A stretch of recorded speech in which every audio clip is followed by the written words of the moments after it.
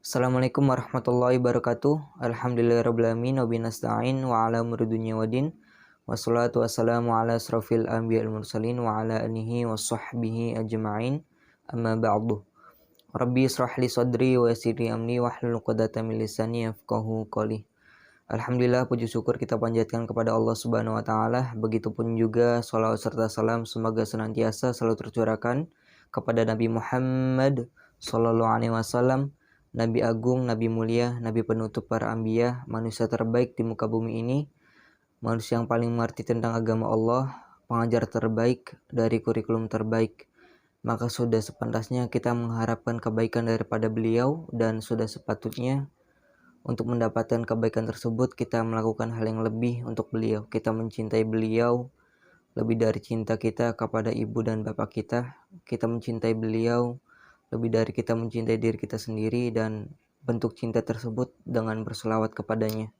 Dengan begitu kita mengharap suatu kebaikan daripada beliau, yaitu syafaatul uzmah di yaumil akhir nanti.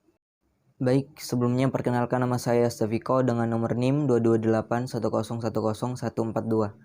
Di sini kami akan mempresentasikan materi belajar dari mata kuliah Ushul At-Tarbiyah yang berjudul Nilai-nilai Insaniyah atau Hakikat Manusia sebagai Landasan Pendidikan Islam. Dan tentunya saya nggak sendiri, ada teman saya yang bernama Farah Kolbiah dengan nomor NIM 22810101332 dan Aha Falaha Rahma sebagai pemateri yang kedua dengan nomor NIM 22810101448. Untuk itu, untuk mempersingkat waktu, materi pertama saya serahkan kepada Farah Kolbiah. Bismillahirrahmanirrahim. Saya Farah Kolbiah akan menjelaskan bagian pertama tentang pengertian nilai insaniyah. Menurut Mang Muhajir, nilai insaniyah adalah nilai yang diciptakan oleh manusia atas dasar kriteria yang diciptakan oleh manusia pula, atau produk budaya, yakni nilai yang lahir dari kebudayaan masyarakat baik secara individu maupun secara kelompok. Nilai insaniyah itu sendiri terdiri dari nilai rasional, nilai sosial, nilai individual, nilai biofisik, nilai politik, nilai ekonomik, dan nilai estetis atau estetika. Nah, di samping itu, nilai insaniyah itu sering kita sebut dalam hablum minannas atau hubungan antara sesama manusia. Dalam pengertian lain disebutkan bahwa nilai insani adalah nilai yang tumbuh atas kesepakatan serta hidup dan berkembang dari peradaban manusia. Kualitas manusia berada di antara naluri dan nurani. Dalam rentetan inilah manusia berperilaku baik, berperilaku positif maupun berperilaku sebaliknya. Seperti telah dijelaskan dalam materi sebelumnya tentang nilai ilahiyah atau budiah, lalu ke nilai muamalah, dan sekarang ke nilai insaniyah atau secara rasional, individual, ekonomi, estetik, politik, dan sosial. Selanjutnya tentang hakikat manusia. Berbicara tentang manusia itu berarti berbicara tentang diri kita sendiri dan tentang apa yang ada di dalam diri kita sebagai makhluk hidup yang paling unik di dunia ini. Manusia diberikan kelebihan yang luar biasa oleh Allah Subhanahu wa taala berupa akal pikiran. Lalu manusia pun memiliki potensi masing-masing untuk dikembangkan. Nah, melalui pendidikan inilah potensi manusia bisa berkembang. Tanpa sebesar apapun potensi yang dimiliki manusia, tanpa dikembangkan, maka potensi tersebut tidak akan muncul. Menurut psikologis pendidikan, hakikat manusia ialah sebagai makhluk yang memiliki tenaga dalam yang dapat menggerakkan hidupnya.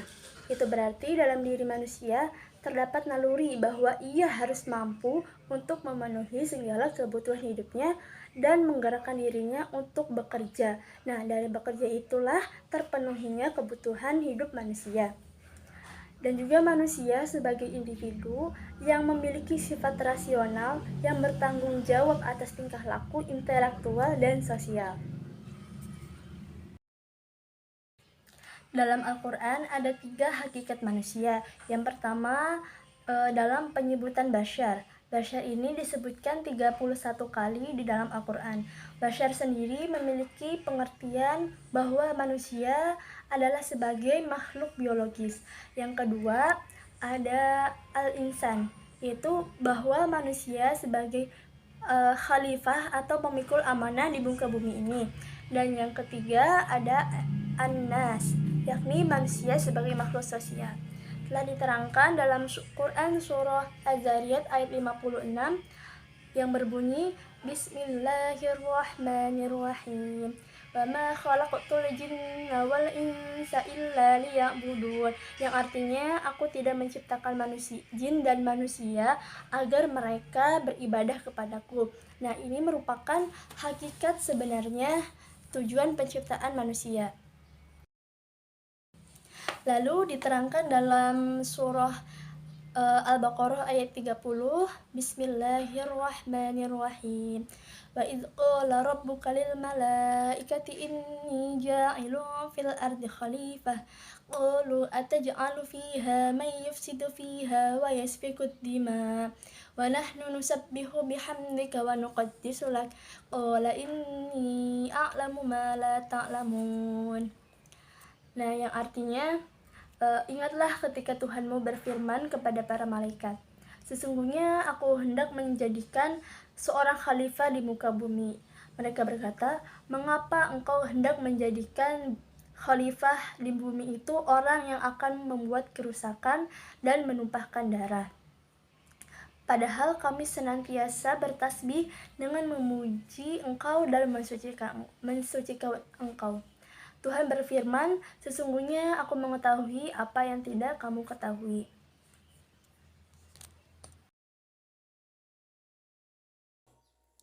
Bismillahirrahmanirrahim. Saya Hafala Rahmah. Di sini saya sebagai pemateri kedua yang akan membahas hakikat pendidikan. Hakikat pendidikan adalah sebuah upaya untuk menyadari dalam mengembangkan potensi yang telah dianugerahkan oleh Tuhan kepada manusia dan diarahkan kepada tujuan-tujuan yang diharapkan agar memanusiakan manusia. Hakikat pendidikan ini dapat terwujud melalui proses pengajaran, dan pembiasaan. Pendidikan juga menumbuhkan budi pekerti, karakter, cara berpikir yang dilakukan secara integral dan tidak dapat dipisahkan. Pendidikan merupakan proses interaksi manusiawi yang ditandai dengan keseimbangan antara subjek didik dengan kewibawaan pendidik. Kehidupan manusia akan lebih dewasa dan perubahannya akan semakin cepat ke arah yang lebih baik dan lebih dewasa. Itu semua tentunya diiringi dengan sebuah proses pendidikan. Kemudian hakikat pendidikan itu juga tidak akan terlepas dari hakikat manusia. Pendidikan merupakan proses interaksi manusia yang ditandai oleh keseimbangan antara subjek didik dan kewibawaan pendidik. Pendidikan juga merupakan usaha menyiapkan subjek didik dalam menghadapi kehidupan yang selalu berubah-ubah. Pendidikan pun dapat meningkatkan kualitas kehidupan pribadi dalam bermasyarakat, menjadikan hidup lebih mandiri dan bermanfaat bagi sesama manusia, dan tentunya tidak akan bergantung kepada orang lain. Kenapa objek pendidikan itu adalah manusia? Karena manusia itu mempunyai eksistensinya, yaitu memiliki individualitas, makhluk sosial, makhluk budaya, dan juga makhluk kesusilaan. Kemudian yang selanjutnya, penerapan nilai insaniyah dalam pendidikan Islam. Penanaman nilai-nilai karakter religius yang dapat diterapkan di pendidikan sekolah diantaranya yang pertama, religius. Religius ini merupakan nilai karakter dalam hubungannya dengan Tuhan. Ia menunjukkan bahwa pikiran, perkataan, dan tindakan seseorang yang diupayakan selalu berdasarkan kepada nilai-nilai ketuhanan atau ajaran agamanya.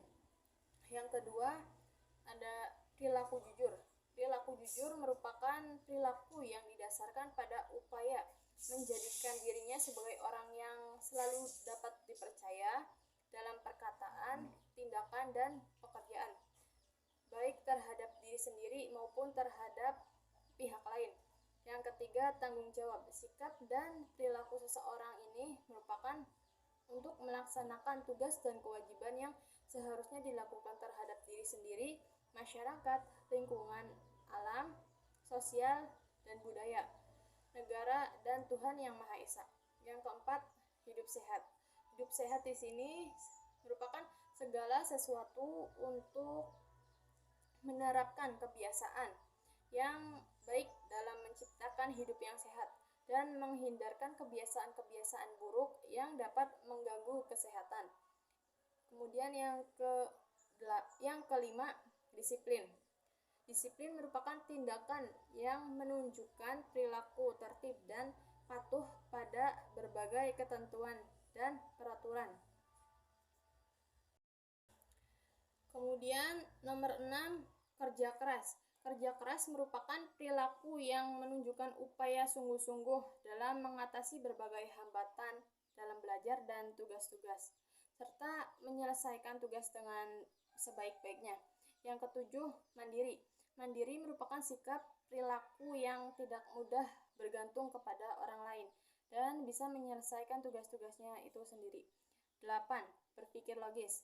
Berpikir logis, kritis, kreatif, dan inovatif merupakan cara berpikir dan melakukan sesuatu secara kenyataan atau logis untuk menghasilkan cara atau hasil baru dan termutakhiri dari apa yang telah dimiliki. Yang kesembilan, cinta tanah air.